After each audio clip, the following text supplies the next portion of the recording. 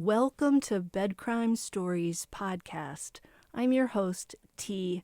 Good morning, good afternoon, good evening, bed crimers. As always, I wish you the best. To anyone new here, a warm welcome.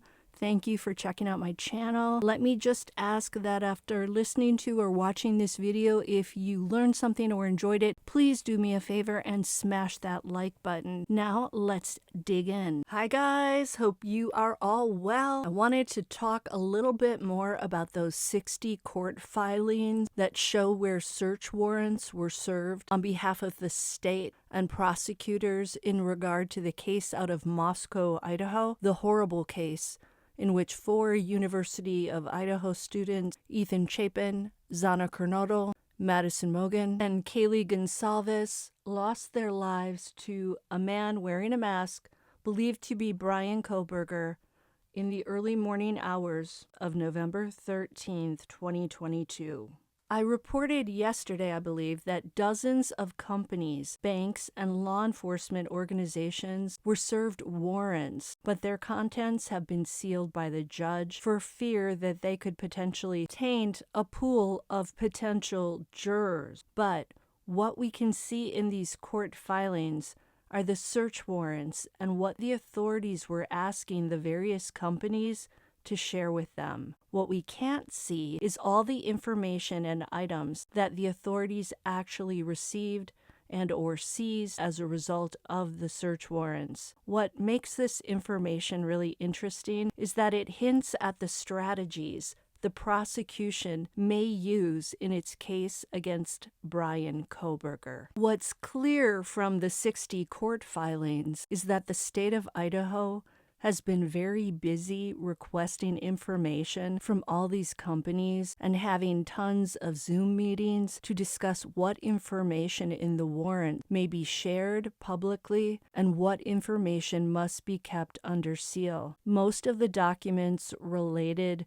to both Bryan Kohberger's and the victim's private data, including financial records and social media accounts. The names listed on the various documents include Bryan Kohberger as well as each of the 4 slain students. At first, it seemed to me that Kaylee Gonsalves' name was coming up more often in these documents than Madison Mogen's, but that really doesn't seem to be the case. I've been through nearly all the 60 documents, and I'm really not seeing evidence necessarily of one girl being perhaps Kohberger's main target or main obsession. The person who was responsible for delivering the warrants to all the various companies is forensic detective Lawrence Mowry of the Moscow Police Department. Mowry has been with the Moscow Police for 12 years, and he works the day shift from 7 a.m. to 5 p.m. It appears that he sent many of the warrants via email. Note that the dates on which these warrants were served are all different. Some were served as early as November 29th of 2022, and some were served as recently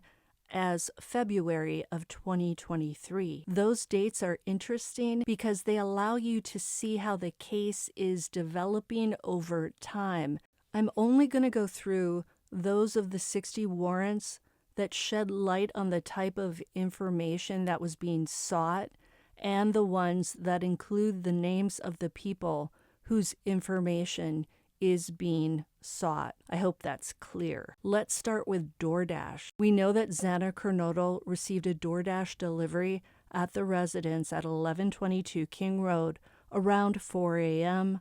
on November 13th, 2022, just prior to the suspect, Bryan Kohberger, allegedly breaking into the house. Doordash has been asked to share all information related to sales, deliveries, purchases, and or transactions made to the student's off-campus house for the period between January 1st of 2022 up until December 9th of 2022. The prosecution is also asking for the names and identification of all Doordash drivers who delivered orders to the girl's house, as well as full descriptions of all of their vehicles and any and all communications between drivers and purchasers who ordered food for that house. This warrant was signed about 21 days prior to Bryan Kohberger's arrest, and the Latah County Prosecutor's Office was asking for all Doordash orders from the start of 2022,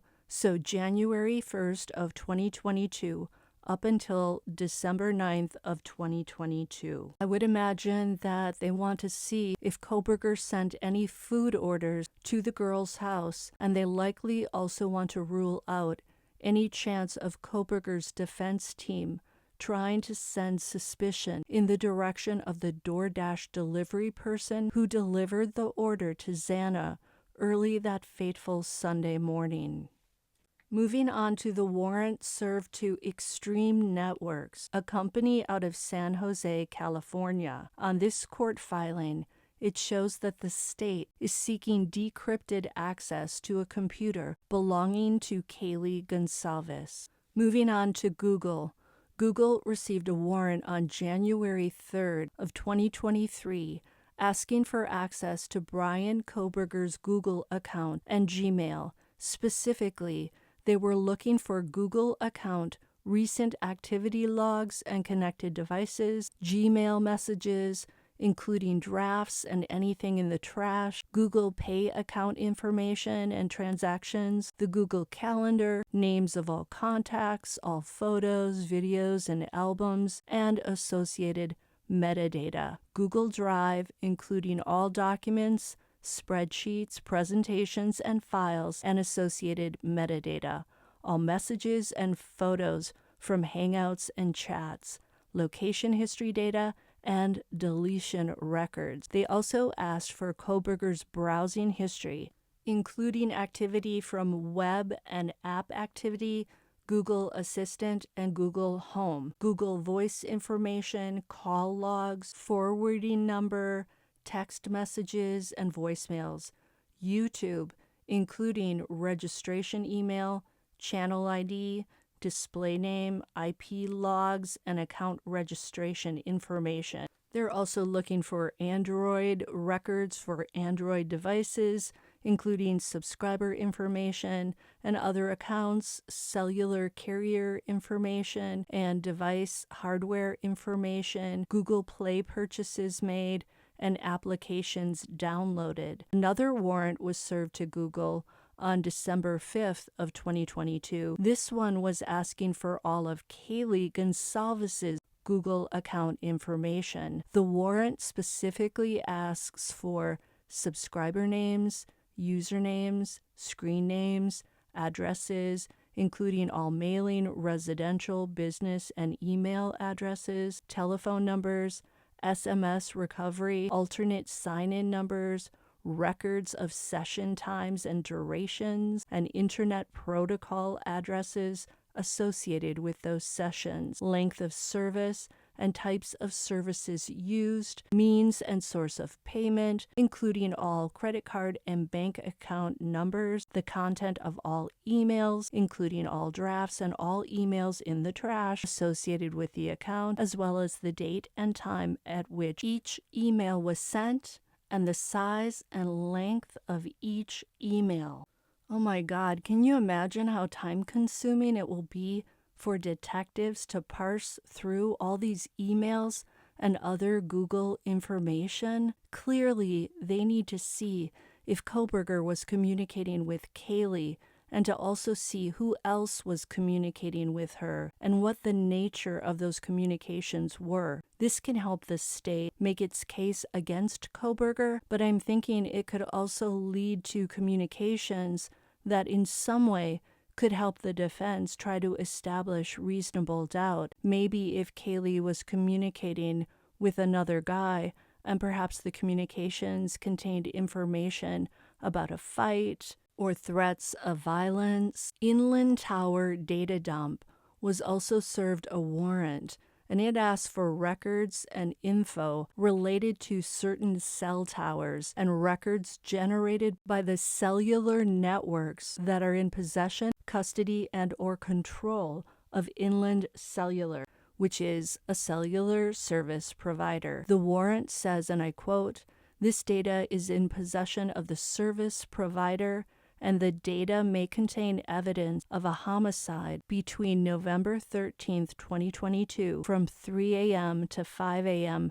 Pacific Standard Time, including the following: A. Search of all records and unique devices, user identifiers pertaining to timing advance, real-time tool location database of record location information during the following listed dates, times, and geographical boundaries. And in parentheses, it says distance from GPS points. And then it says GPS coordinates distance from location 0.50 miles. Date November 13th, 2022. Time 3 a.m. to 5 a.m. So the way I'm interpreting this, it appears that the state is looking for any and all devices that were in the vicinity of specific cell towers that are 0.50 miles away from the house where the crime occurred. I'm not a lawyer, but that's what I'm gleaning from this search warrant. Moving on to the company that manufactures K-bars. In case you don't know, a K-bar is both a type of sharp object and the name of the company that manufactures them. I can't say the K word because YouTube definitely doesn't like that word. The K-Bar Company is located in New York, and it received a search warrant via email on November 29th of 2022. So this was one of the earlier warrants served. The warrant asks for 7 different models of K-bars. It also asks for distribution information regarding Blue Ridge and then the K word. It also appears that they're looking for information regarding all customers who purchased any of these 7 styles of K-bars, including information regarding online banking accounts, usernames, email addresses associated with those accounts, customers' credit card records, all correspondence between customers and financial institutions, any video surveillance of people buying these styles, and more.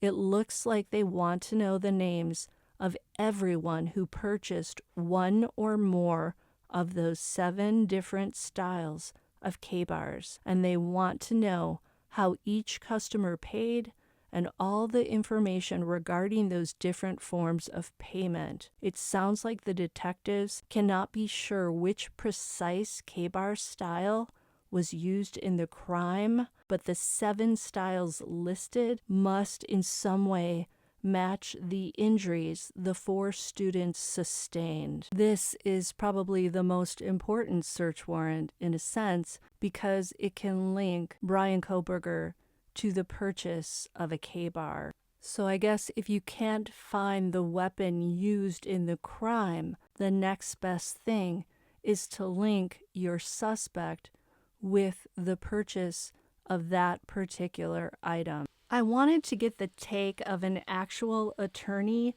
so I wrote to Lori Hellis, and I don't know if you guys know her. She works on the Lori Vallow story. She's writing a book about the Lori Vallow Chad Daybell case. And here's what she told me about these 60 warrants in her opinion. And I quote, "They have been papering everyone they can think of, looking for possible leads. They have also sent search warrants to Amazon, knife stores, and others as well. I think it's a shotgun approach. I don't think they know when or where he bought the weapon. Remember, they play their cards close to the vest. They could know more than they are saying, and some of the search warrants could be to throw people off." End quote. Thank you, Lori Hellis. That's very helpful, and I so appreciate you. Everybody, check out the Lori Vallow story. Google it, and you will find Lori Hellis. She is a retired attorney. I'm going to end it there for today. I'll do the rest of the warrants tomorrow. I hope you're having a great evening, and I'll see you next time. Hey, do me a favor, smash that like button. Please subscribe to my channel. Leave me a comment. Consider a membership, and I'll see you next time.